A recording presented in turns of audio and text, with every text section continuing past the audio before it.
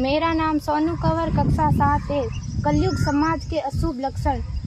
कुटुंब कम हुआ, संबंध कम हुआ, प्रेम कम हुआ, मर्यादा कम हुई, लाज लज्जा कम हुई, विनम्रता कम हुई, समर्पण कम हुए, पुस्तक वाचन कम हुआ, खान पान की शुद्धता कम हुई, बाल कम हुए, कपड़े कम हुए, नींद कम हुई, घी मक्खन कम हुआ, पीतल तांबे के बर्तन कम हुए, भाई भाई का प्रेम कम हुआ, सत्य कम हुआ, अतिथि कम हुए, धैर्य कम हुआ, श्रद्धा और विश्वास कम हुआ, बड़ों का सम्मान कम हुआ और भी बहुत कुछ कम हुआ जिससे जीवन सहज था, सरल था। संतान को दोष न दे।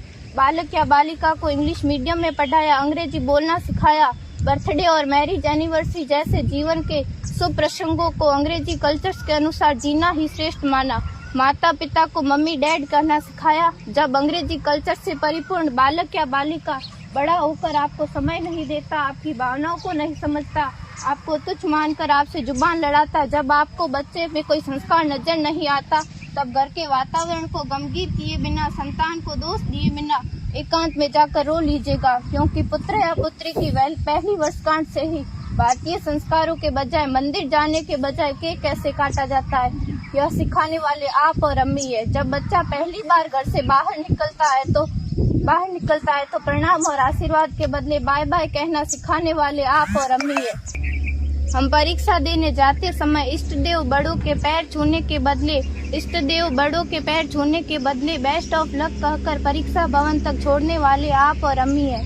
बालक या बालिका के सफल होने पर घर में परिवार के साथ बैठकर खुशियां मनाने के बदले होटल में पार्टी मनाने की प्रथा को बढ़ावा देने वाले आप और अम्मी है। बालक या बालिका के विवाह के पश्चात कुल देवता देव दर्शन भेजने से पहले हनीमून के लिए फॉरेन टूरिस्ट स्पॉट भेजने की तैयारी करने वाले आप और अम्मी है।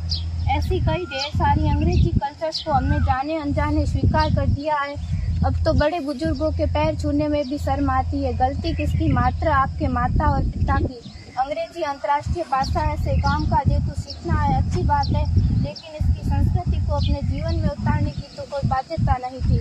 अपनी समृद्ध संस्कृति को त्याग कर नैतिक मूल्यों, मानवीय संवेदनाओं से रहित अन्य सभ्यताओं की जीवन शैली अपनाकर हमने क्या पाया?